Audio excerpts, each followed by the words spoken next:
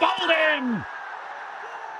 And it is over, and Afghanistan have the greatest victory in their history. History has been made, Afghanistan with a famous win, defeating the reigning World Cup champions. From Delhi, this is your ICC Digital Daily.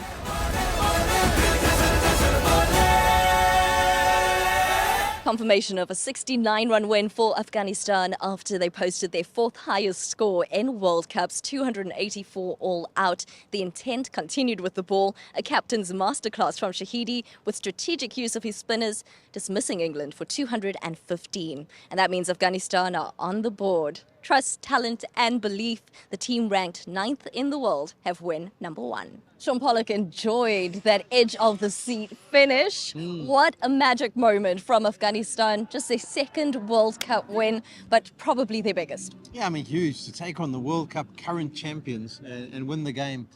It's got to be up there as one of the top 5 of all time with regards to World Cup upsets. So a brilliant performance by them. I always feel like they've got it in them to surprise someone.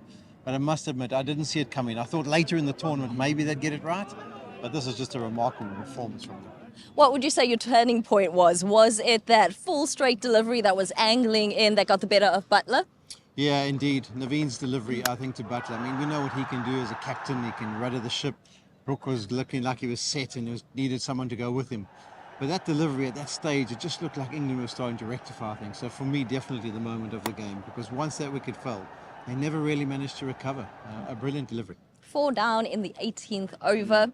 That has to be, have you gotten your Crick Toss ICC digital collectible? That must be it, right? That's the one. Well, I tell you what, to have a collectible on this match, I mean, it's going to go down in history. So if you do get your collectible for this one, it'll be a good one. Definitely. What about your player of the match? Gurbaz with his strike rate of 140 plus. You've also got Mujib, who had such control for his 3 wickets. Yeah, I'm going to go with Mujib. I'm going to first touch on Gurbaz. I thought he was brilliant. I mean, that effort he put up, the way he played, anything with he was hard on. I mean, to get run out like that, I felt for him because I thought he had 3 figures on the cards. It was almost a guaranteed thing. And then they lost their way. They lost 6 for 60 in that period.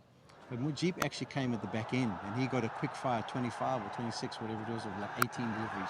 So he gave them a little bit of impetus, gave them a little bit of a better total to chase. And then when he took that ball in his hand, set the tone up front, came back and broke the partnership, getting the big wicket of the only chance was Brook maybe getting them over the line. So all his different contributions at different stages, for me, no doubt, he's the player of the match. From England's perspective, they've got South Africa coming up on Saturday. If you're thinking about England and what needs to be worked on, what worries you more? Was it the bowling performance of the Quicks, just taking 3 wickets, or the intent with the bat?